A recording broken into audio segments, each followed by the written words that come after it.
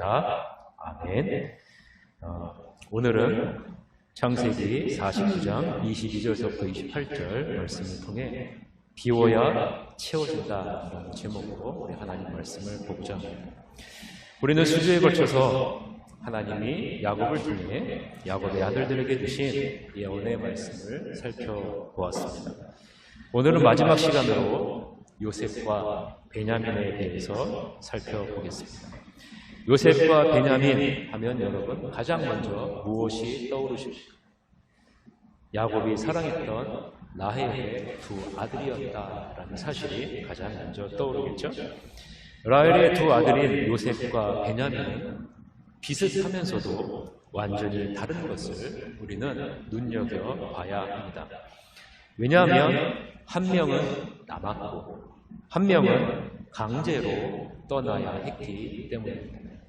남은 사람은 베냐민이고 형제들에 의해 강제로 떠나야만 했었던 사람은 요셉입니다. 오늘 말씀을 준비하면서 왜 하나님이 형제들을 통해 요셉을 강제로 떠나게 했을까라는 그러한 생각을 곰곰이 하게 되었습니다. 말씀 곰곰이 생각하는 가운데 내린 결론은 이래요. 그렇게 하지 않으면 절대로 떠나지 않을 사람이 요셉이기 때문에 그럴 것입니다. 왜요?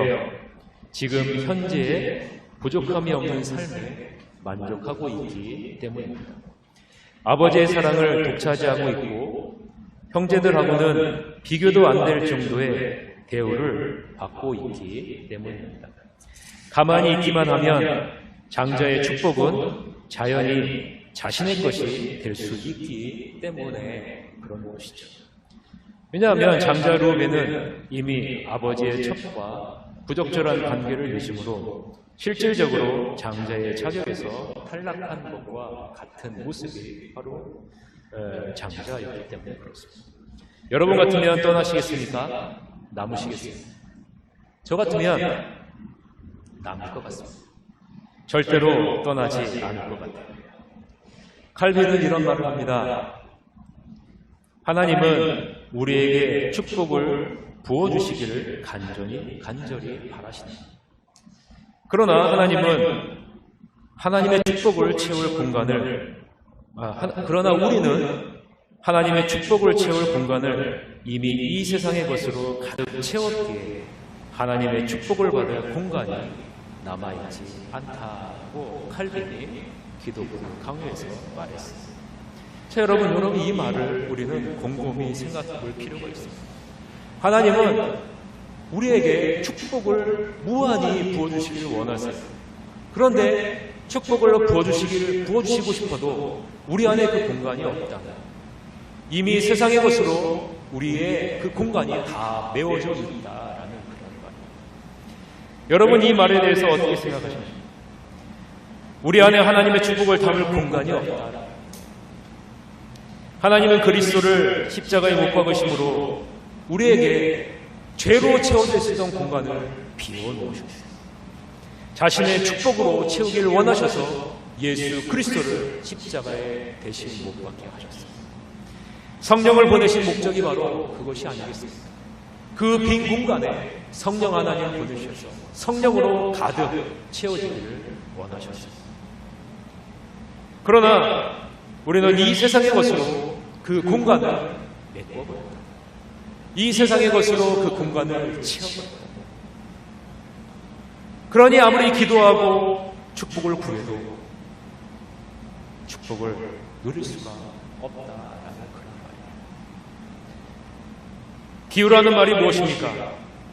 내가 가지고 있는 것을 버리라는 말이 아니겠습니까? 우리 내면의 그릇에 채워져 있는 것을 비우라. 내가 진정으로 의지하고 있는 것이 무엇인가? 내가 정말로 관심을 갖고 있는 것이 무엇인가? 내가 가장 많이 생각하는 것이 무엇인가? 라는 것을 여러분 바라봐라. 그리고 그것이 하나님의 것이 아니라면 비우라라는 말이죠. 그래야 하나님의 축복으로 그 공간을 채울 수 있다라는 그런. 저는 요셉이 어떻게 이렇게 놀라운 축복을 받을 수 있을까라는 그런 생각을 해보았습니다. 요셉의 신앙이 좋아서요? 아닙니다. 능력이 출중해서요? 아니요. 수완이 좋아서요? 아니요. 하나님이 강제로 채워질 공간을 비우게 하셔서 그렇게 된 것입니다. 하나님은 요셉의 모습을 통해 우리에게 예시를 보여주는 것을 우리는 눈여겨봐야 해요. 그것은 자신을 비우면, 자기를 부인하면 얻게 되는 하늘의 축복이 무엇인지를 알게 될 것이다. 그러면 하나님이 이 세상의 축복도 열어주신다. 반면에 남아있었던 베냐민은 어떻습니까? 요셉이 받았던 그 사랑을요, 이제 베냐민이 다 받았어요. 그것을 누리고 있었어요.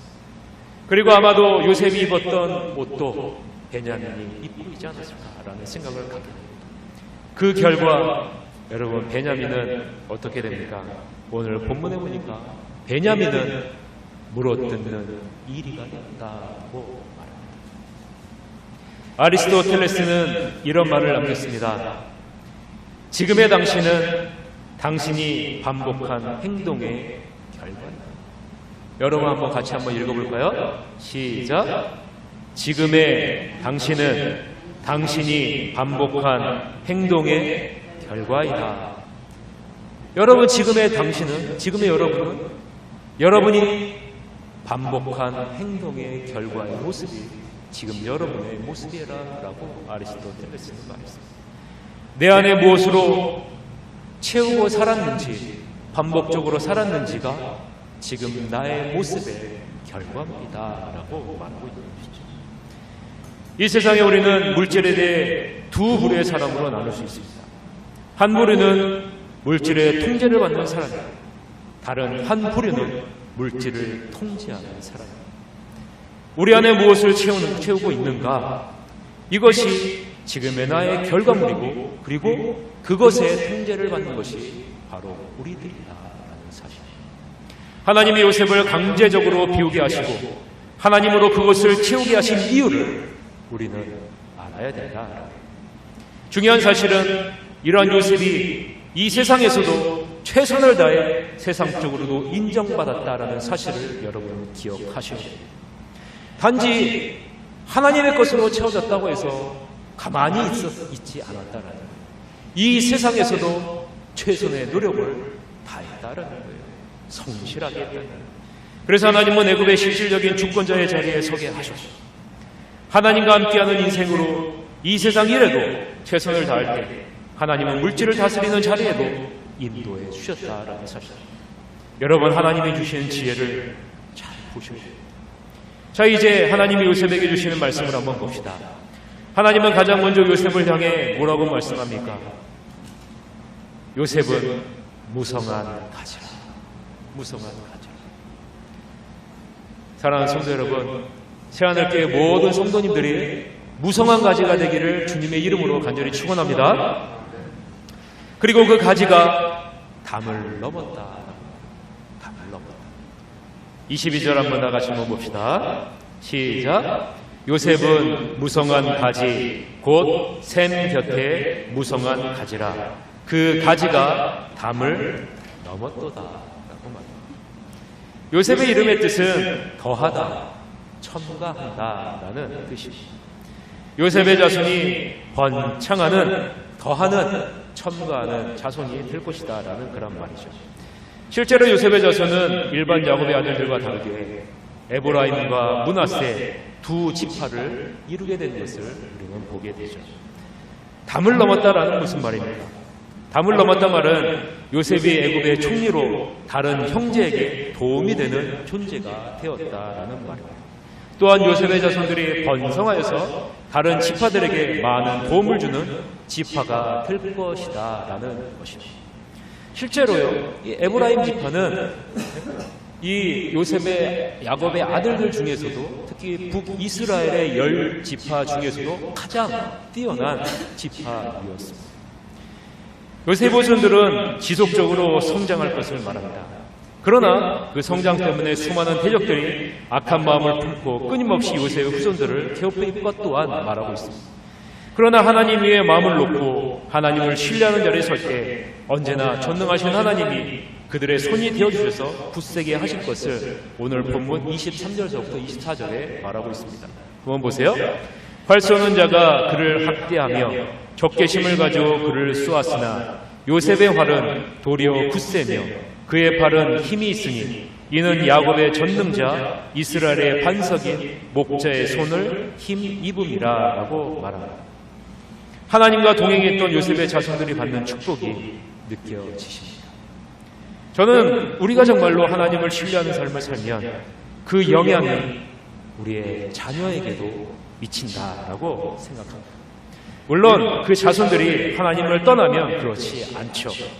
그러나 하나님은 분명하게 약속합니다. 신명기 5장 10절 같이 한번 읽읍시다. 시작. 나를 사랑하고 내 계명을 지키는 자에게는 천대까지 은혜를 베푸느니라. 하나님이 뭐라고 약속합니까? 나를 사랑하고 내 계명을 지키는 자에게는 천대까지 은혜를 베푸신다라고 분명하게 말씀합니다. 여러분 이 말씀을 믿으십니까? 저는 이 말씀을 믿습니다. 우리들은 대부분 물질을 자녀들에게 남겨주려고 합니다. 자녀들은 나와 같이 고생하지 않았으면 좋겠다는 생각이죠. 반면에 영적인 유산을 자녀들에게 남겨주는 것에는 물질보다는 이 세상의 성공보다는 조금은 소홀하지 않나라는 생각을 갖게 됩니다. 이 세상의 성공을 위해서라면 신앙은 그리 중요한 것이 아닌 것처럼 여겨지는 것이 우리가 살고 있는 이 시대가 아닌가라는 생각을 갖게 됩니다. 이 세상의 성공에서 잘 사는 것도 중요하지만 자녀가 하나님과 동행하며 말씀을 따라 성숙한 신앙으로 사는 것을 덜 중요한 것처럼 여기고 있는 세상이 우리가 살고 있는 세상인 것 같습니다. 물론 그리스도인들이 이 세상에서 열심히 살아 세상적으로 성공해야 합니다. 그래서 재능과 물질로 하나님의 영광을 드러내야 되죠. 그러나 더불어 우리는 신앙생활도 열심히 해야 되는 것을 잊으면 안 됩니다. 하나님의 말씀을 따라 살기 위해 최선을 다해야 우리에게 주어진 것으로 인해 교만한 자리로 나아가지 않기 때문에 그런 것입니다. 단지 세상에 성공만을 하고 믿음은 옵션이 되어지면 우리가 성공한 그것이 결국 우리를 교만한 자리로 인도할 수밖에 없다라는 것입니다. 그래서 그리스도인이 이 땅에 사는 것이 힘든 것이 아닐까라는 생각을 갖게 됩니다. 신앙생활도 열심히 해야 되고요. 그와 더불어서 이 세상에서도 열심히 해서 성공을 이루어야 되는 것이 그리스도의 모습이 아닌가라는 생각을 합니다. 그런데 우리는 잘못된 신앙관을 배웠어요. 교회에서 신앙생활을 열심히 하면 이 세상에서도 성공하게 해주신다. 교회에서 열심히 봉사하고 기도하고 헌신하면 최고의 대학에 들어가게 되고 물질적으로도 번성하게 되고 성공하게 될 것이라는 믿음이죠. 사랑하는 성도 여러분, 이것은 잘못된 믿음입니다. 하나님은 열심히 공부한 만큼 좋은 대학에 가도록 하셨습니다. 이것이 하나님이 모든 사람에게 주시는 일반 은총입니다. 이 일반 은총은 기독교인에게만 주는 은총이 아니에요. 믿지 않는 모든 사람에게 주는 하나님의 은총입니다. 이 세상에서 성공한 사람들은요, 성공하기 위해 최선을 다한 사람들입니다. 그래서 이 사람들은요, 성공한 거예요. 좋은 대학에 간 것입니다. 신앙생활을 열심히 하고 기도를 열심히 하고 금식을 열심히 하면 좋은 대학에 가고 성공하는 것이 아닙니다. 이 세상에서 성공하려면 그만큼 우리는 최선의 노력을 다해야 됩니다. 땀을 흘린 만큼 수고와 노력을 한 만큼 하나님이 주시는 거예요. 이것은 모든 사람에게 적용하시는 겁니다. 이것이 일반 은총입니다. 신앙생활은 나와 하나님과의 영적인 관계를 견고하게 이끌어 이 세상에서 빛과 소금의 역할을 온전히 감당할 수 있도록 하는 것이지 이 세상의 성공을 가져다주는 것이 아니라라는 말입니다. 요셉도 하나님과 함께하는 사람인과 동시에 세상 일에도 누구보다도 더 최선을 다해 열심히 노력을 다한 사람임을 우리는 기억을 해야 합니다. 여러분, 우리 요셉을 잘못 이해할 수 있어요. 하나님이 요셉과 함께 하시니까 이 요셉이 애국의 총리가 되었어 라고 그렇게 이으시면 안 된다라고. 하나님과 함께하는 동시에 이 요셉은 세상이라도 몰부를 가리지 않고 최선의 노력을 다한 사람이 바로 요셉입니다. 교회에 나오면 하나님이 하는 일이 잘 되고 몸도 아프지 않고 자녀들이 형통합니까? 아니요, 그렇지 않아요. 그러나 우리 자녀들에게는 영향력을 줄 수 있습니다. 영향력을 줄 수 있습니다. 여러분이 주님을 사랑하고 그의 계명을 지키기 위해 날마다 하나님의 말씀에 서고 몸부림치고 그의 말씀대로 살려고 노력하면 하나님은 여러분의 영향력이 여러분의 자녀에게 여러분의 곁에 있는 사람들까지 미쳐진다. 그 약속이 무슨 약속이에요? 천대까지 은혜를 베풀어 주실 것이다 라는 그런 약속이죠. 저는 새하늘교회 모든 성도님들이 이 하나님의 약속의 주인공이 되도록 돕기 위해서 보냈다라고 생각합니다. 저도 최선을 다했지만 여러분들도 힘들지만 주님의 말씀 앞에 서기 위해 말씀대로 살기 위해 최선의 노력을 다해야 됩니다. 그래야 여러분 어떻게 돼요? 서로 박수가 쳐지게 됩니다. 그래야 하나님이 우리를 기쁘게 받으시고 하나님의 예비하신 놀라운 축복을 누리게 될 줄 믿습니다. 요셉도 여러분 누구의 덕을 봅니까? 아버지 야곱의 덕을 보는 것을 우리는 볼 수 있잖아요. 창세기 49장 25절부터 26절 한번 보세요. 내 아버지 하나님께로 말미암나니 그가 너를 도우실 것이요 전능자로 말미암나니 그가 내게 복을 주실 것이라. 위로 하늘의 복과 아래로 깊은 샘의 복과 젖먹이는 복과 태의 복이리로다. 내 아버지의 축복이 내 선조의 축복보다 나아서 영원한 산이 한없음 같이 이 축복이 요셉의 머리로 돌아오며 그 형제 중 뛰어난 자의 종수리로 돌아오리로다 라고 말합니다. 하나님은 분명하게 말씀합니다. 내 아버지 야곱의 하나님께로 말미암아 하나님이 너를 도우실 것이라. 야곱의 하나님이 너에게 복을 주실 것이라 라는 말이죠. 아버지의 축복보다 더 큰 축복이 요셉의 머리로 돌아올 것이라고 말합니다. 여러분이 부모의 신앙을 잊고 있다면 엄청난 축복을 받고 있는 겁니다.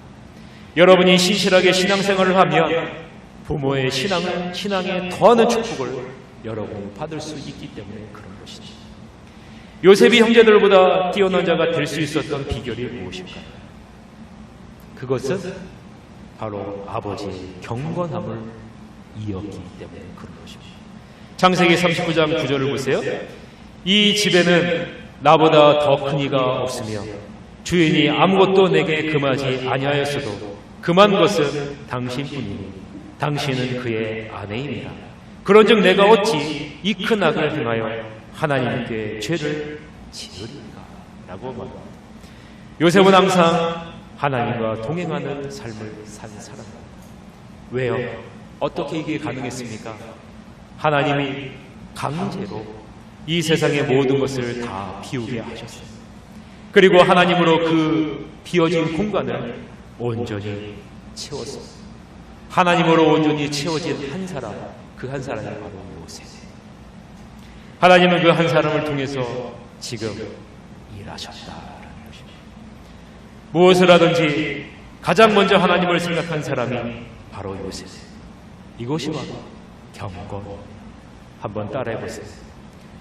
무엇을 하든지 가장 먼저 하나님을 생각하는 것, 이것이 경건이다.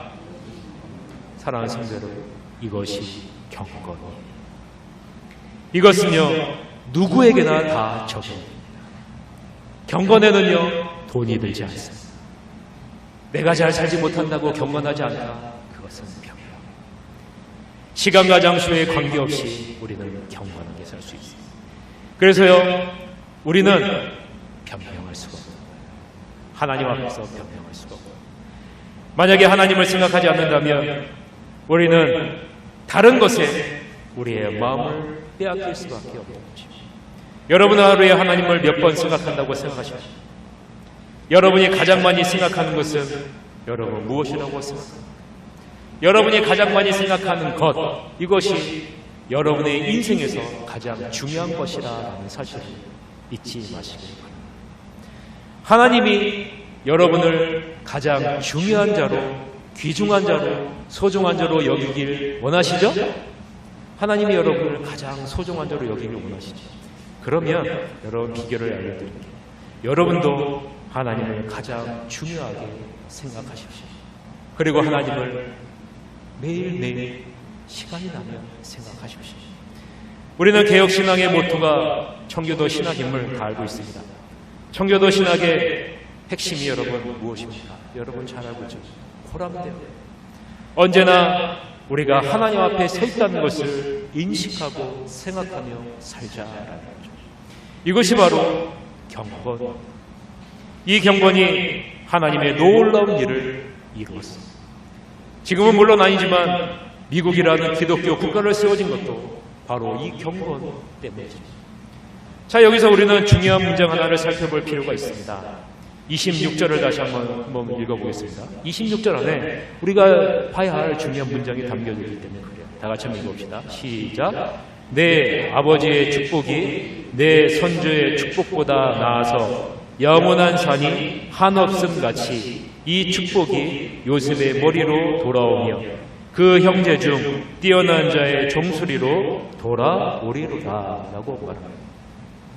자, 여기서 중요한 문장이 뭐냐면요, 영원한 산이 한없음 같이라는. 여러분 펜이 있으면 여러분 이것에 줄을 치세요. 굉장히 중요한 말씀. 영원한이라는 것은요, 하나님이 통치하는 하나님의 나라를 의미합니다. 한이라는 것은요, 정한다라는 의미. 없음같이라는 것은요, 경계를 의미합니다. 경계를. 그러면 영원한 산이 한없음같이라는 것은 여러분 무엇을 의미할까요? 야곱에게 주어진 축복, 요셉에게 주어진 축복은 오직 하나님의 통치 아래에 있을 때만 유효하다라는 의미가 바로 영원한 산이 한없음같이라는 말 안에 담겨져 있는 거예요. 하나님을 거부하고 배반하게 되면 더 이상 하나님이 약속하신 그 축복은 유효하지 않다라는 말이 이 말 안에 담겨져 있는 거예요. 실제로 요셉의 두 아들 에브라임과 므낫세, 하나님을 떠나 우상을 섬김으로 모든 축복을 상실해 이방의 포로로 끌려가는 비참한 신생을 했음을 우리는 볼 수 있습니다. 이사야 28장 1절부터 3절을 보면요, 에브라임에 대해서 이렇게 말합니다.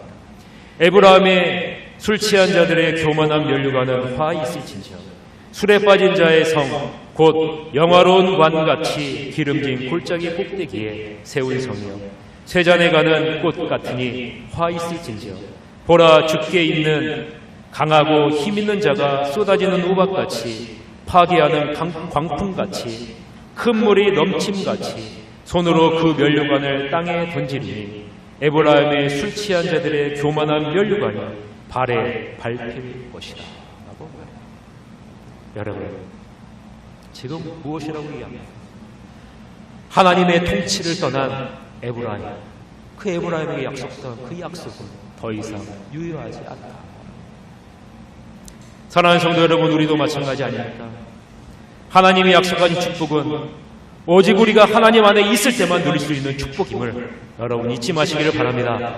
신명기 28장 1절에서부터 6절에 하나님 안에 있을 때 하나님은 우리에게 어떤 축복을 약속합니까? 우리 같이 한번 여러분 이 축복을 나에게 주시옵소서, 우리 자녀에게 주시옵소서라는 간절한 마음으로 한번 같이 읽어보도록 하겠습니다. 시작. 내가 내 하나님 여호와의 말씀을 삼가 듣고 내가 오늘 내게 명령하는 그의 모든 명령을 지켜 행하면 내 하나님 여호와께서 너를 세계 모든 민족 위에 뛰어나게 하실 것이라.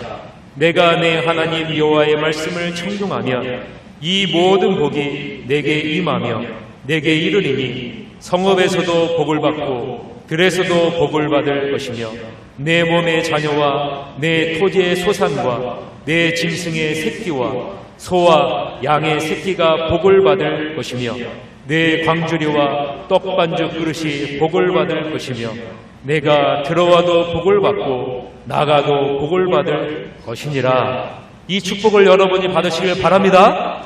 여러분의 자녀도 이 축복을 받으시길 바랍니다. 예수님도 말씀하셨어요. 요한복음 15장 5절에 보니까 나는 포도나무여 너희는 가지라. 그가 내 안에 내가 그 안에 거하면 사람이 열매를 많이 맺나니 나를 떠나서는 너희가 아무것도 할 수 없음이라. 하나님 안에 있을 때 우리는 하나님이 약속하신 복을 누릴 수 있다라고 분명하게 말하고 있습니다. 반면에 하나님의 자녀들이 하나님의 곁을 떠나면 어떻게 될까요? 신명기 29장 18절에서 21절에 이렇게 말씀합니다. 너희 중에 남자나 여자나 가족이나 집 하나 오늘 그 마음이 우리 하나님 여호와를 떠나서 그 모든 민족의 신들에게 가서 섬길까 염려하며 독초와 쑥의 뿌리가 너희 중에 생겨서 이 저주의 말을 듣고도 심중에 스스로 복을 빌어 이르기를 내가 내 마음이 완악하여 젖은 것과 마른 것이 멸망할지라도 내게는 평안이 있으리라 할까 함이라. 여호와는 이런 자를 사하지 않으실 뿐 아니라 그 위에 여호와의 분노와 질투의 불을 부으시며 또 이 책에 기록된 모든 저주를 그에게 더하실 것이라.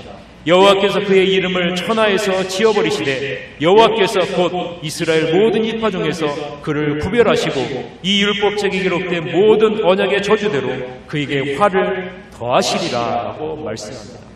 자, 여러분, 하나님의 말씀, 하나님의 약속에서 떠나게 되면 여러분 어떻게 돼요? 하나님의 심판과 저주가 임하게 돼요. 여러분, 흥미로운 구절이 있어요. 신명기 29장 읽은 우리가 읽은 18, 21절에 보면 마음이라는 단어가 나와요. 마음. 심중에 스스로 복을 빌어 이르기를 내가 내 마음이 완악하여 젖은 것과 마른 것이 멸망할지라도 내게는 평안이 있으리라. 내게는 평안이 있으리라. 마음, 스스로 복을 비네. 예수님도 동일하게 말씀하시지 않았습니까? 마음 떠나지 말라. 하나님께 채우라. 요한복음 15장 6절입니다. 사람이 내 안에 거하지 아니하면 가지처럼 밖에 버려져 마르나니 사람들이 그것을 모아다가 불에 던져 사르느니라. 마음이 떠나라. 마음을 이 세상의 것으로만 채우면 하나님은 뭐라고 말씀합니까? 가지처럼 밖에 버려져 마르겠다 라고 말합니다. 하나님은 요셉을 풍요 가운데 그냥 내버려 두시지 않았어요. 모든 것을 다 잃게 하는 자리로 인도하셨어요. 그리고 시련 가운데 들어가게 하셨어요. 그리고 노예 생활을 살게 하셨어요. 왜 나에게 하나님이 이런 시련을 주십니까? 왜 나에게 이런 고통을 주십니까? 왜 나에게 이런 어려움을 주십니까? 왜 전 세계에 이러한 코로나의 고통을 우리에게 주십니까? 왜 내가 하는 사업이 이렇게 힘들고 어렵습니까? 왜 아버지 하나님 나의 몸이 이렇게 아픕니까? 나에게 왜 이런 어려움을 주십니까? 나에게 왜 이런 어려운 환경을 주실까요? 여러분, 그 이유를 여러분 바라보시오. 이 세상의 풍요와 함께하는 인생이 아니라 하나님은 요셉과 함께 하시는 방법을 택하셨어요. 이 세상의 풍요와 함께하는 인생이 아니라 하나님이 요셉과 함께 하시는 방법을 하나님이 택하셨다는 말이에요. 하나님의 뜻을 이루기 위해 택하신 방법이 바로 이 방법. 이 세상의 것을 비우게 하십시오. 왜요? 이 세상의 것을 비우지 않으면 그것을 의지하려고 하는 것이 인간의 모습이기 때문에 그래요. 그것을 하나님보다 더 의지하려고 하는 것이 인간이기 때문에 그래요. 그래서 하나님은 요셉의 모든 것을 다 비워버리셨어요. 심지어는 그가 입고 있던 모든 옷까지도, 속옷까지도 다 벗어버렸어요. 그리고 그때야 비로소 하나님은 하나님의 것으로 이 요셉을 가득 채우셨어요. 반면에 베냐민은 여전히 풍요로움을 가득 채우면서 살았어요. 여러분, 그 결과가 무엇입니까? 오늘 본문 27절을 다 읽어봅시다. 27절 시작. 베냐민은 물어뜯는 일이라 아침에는 빼앗은 것을 먹고 저녁에는 움킨 것을 나누게. 베냐민은 물어뜯는 일이라. 요셉은요, 무성한 가지. 베냐민 자손은 굶주린 이리처럼 난폭한 자기 중심적인 사람이 되었고 그 자손들도 그런 삶을 살게 될 것이다. 우물 안에서 귀하게 자란 결과가 결국 자기 자신만 생각하는 교만한 자리로 나갈 수밖에 없다. 사랑하는 성도 여러분, 하나님의 자녀들이 이 세상의 것만으로 가득 채우면 결국은 교만한 자리로 나갈 수밖에 없다는 분명하게 말하고 있습니다. 이 예언대로 베냐민 자손은 무례하고 호전적인 기질을 갖고 살게 됩니다. 레위인의 첩을 박탈해 죽이고 베냐민 지파에 속한 기브아 자손들의 모습을 통해 우리는 이런 모습을 볼 수 있잖아요. 사사기 20장 22절에 오면 기브아 사람들이 레위인의 첩을 끌어내고 죽이는 그런 모습을 나오죠. 보세요. 그들의 마음을 즐겁게 할 때 그 성읍의 불량배들이 그 집을 에워싸고 문을 두들기며 집주인 노인에게 말하이르되 내 집에 들어온 사람을 끌어내라. 우리가 그와 관계하리라 하니 그 집에 들어갔던 레위인과 그 첩을 끌어내라. 이것이 바로 베냐민 지파. 결국 베냐민 지파는 다른 형제 지파들과 전쟁을 하게 돼요. 그리고 패하게 돼요. 모든 남자가 다 죽게 돼요. 결국 베냐민 지파는 명맥만 유지하는 비참한 자리에 나갑니다. 사랑하는 성도 여러분, 이 세상의 풍요로움을 의지하며 그것을 내 안에 가득 채워 사는 것이 현명한 삶처럼 보입니다. 그러나 우리 안에 채워진 이 세상의 풍요로움은 결국 우리를 교만한 자리로 인도한다는 사실 잊지 마시길 바랍니다. 야고보 말합니다. 오늘 보고 28절이에요. 이들은 이스라엘의 12지파라. 이와 같이 그들의 아버지가 그들에게 말하고 그들에게 축복하였으니 곧 그들 각 사람의 분량대로 축복하였더라. 각 사람의 분량대로 축복했다라는 말은 무슨 말이에요? 이 말은 각 사람이 가지고 있는 축복에 따라 하나님이 축복했다라는 말이에요. 그 마음이 무엇으로 채워졌느냐에 따라서 하나님이 축복했다라는 그런 말이에요. 하나님의 각 사람들이 가지게 될 축복의 분량을 아셨고 그대로 예언하셔서 축복하셨다라는 그런 말이에요. 주님은 우리에게 축복을 넘치도록 부어주시기를 원하십니다. 그러나 우리는 우리의 그릇을 이 세상의 것으로 가득 채워놓고 있지는 않습니다. 요셉의 다른 형제들과 다른 점은 강제로 아버지의 집을 떠나게 되었고 강제로 모든 것을 다 비워야 했다는 것입니다. 그제서야 비로소 하나님이 그 빈 공간에 함께 하셔서 하나님이 축복하셔서 요셉을 통해 아버지와 형제를 구원하시고 주변 국가들을 살리는 자리로 인도하셨습니다. 그리스도인이 자신을 비우며 그 빈 자리가 주님의 축복으로 채워진다라는 사실입니다. 그 공간이 이 세상의 것으로 채워져 있으면 성령님은 그 공간에서 말할 수 없는 탄식으로 우리를 기도하고 있다. 아무쪼록 이 세상의 것으로 가득 차 있는 우리 자신을 비웁시다. 하나님의 축복을 받을 공간을 마련합시다. 그래서 주님의 축복으로 채우셔서 하나님의 선한 영향력을 나타내시는 여러분이 되시기를 바랍니다. 그러면 하나님이 놀라운 축복의 자리로 영향력을 미치는 자리로 생명을 구원하는 자리로 우리를 이끌어줄 줄 믿습니다. 우리 새하늘교회가 우리 성도님들이 여러분의 가정이 여러분의 자녀들이 이러한 놀라운 축복의 은혜를 누리시기를 주님의 이름으로 간절히 축원합니다.